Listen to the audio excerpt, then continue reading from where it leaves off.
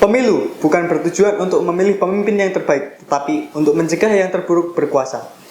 Assalamualaikum warahmatullahi wabarakatuh. Kami dari Universitas Muhammadiyah Purworejo dengan Saya Mutia Febiana sebagai pembicara 1. saya Pijar Agni sebagai pembicara 2 Saya Salsabila Sinta Dewi sebagai pembicara ketiga. akan memaparkan artikel kami yang berjudul Bawaslu berwenang menangani pelanggaran pasca penetapan hasil pemilu nasional. Sahabat Bawaslu, pemilihan umum adalah konsekuensi dari negara demokrasi yang diatur dalam Pasal 1 Ayat 2 Undang-Undang Dasar Negara Republik Indonesia tahun 1945. Menurut Ali Murtopo, pemilu adalah sarana yang tersedia bagi rakyat untuk menjalankan kedaulatan dan merupakan instrumen atau lembaga demokrasi. Agar proses konversi kehendak masyarakat menghasilkan wakil rakyat yang sesuai, maka proses pemilu harus dijalankan secara jujur dan adil. Untuk memastikan berjalan secara jujur dan adil tersebut, pemilu menyediakan sistem keadilan pemilu. International IDEA menyatakan, jaminan setiap prosedur dan keputusan dalam proses pemilu merupakan fungsi dari keadilan pemilu.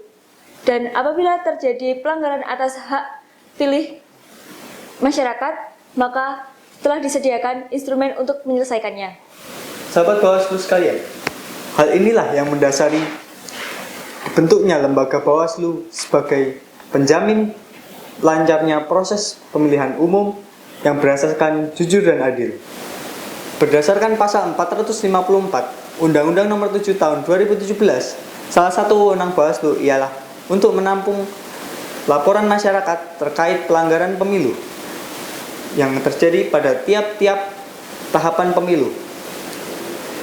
Hal ini diatur kembali pada pasal 167 Undang-Undang Nomor 7 Tahun 2017 yang mengatur bahwasanya setiap tahapan pemilu ialah dimulai dari tahapan proses perencanaan hingga penetapan sumpah jabatan. Namun, setelah dikeluarkannya putusan Mahkamah Konstitusi nomor 146/02/10 PHPU DPR-DPRD tahun 2019, batasan ini diperpendek lagi menjadi hingga keluarnya putusan hasil pemilihan umum.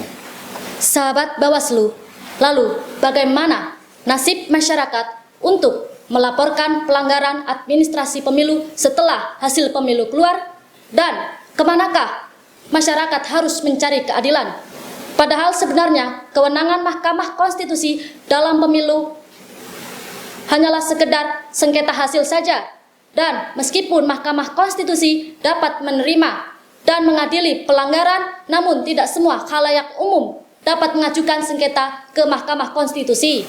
Oleh karena itu, mencermati putusan Mahkamah Konstitusi nomor 146 tahun 2019 serta Undang-Undang Nomor 7 tahun 2017, kami berkesimpulan bahwa diperlukan adanya perluasan dan konsistensi wewenang Bawaslu seperti halnya yang telah dijabarkan pada pasal 454 Junto 167 Undang-Undang Pemilu demi menjamin hak masyarakat serta mewujudkan pemilu di Indonesia yang berasaskan keadilan.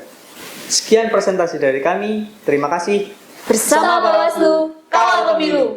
Wassalamualaikum warahmatullahi wabarakatuh.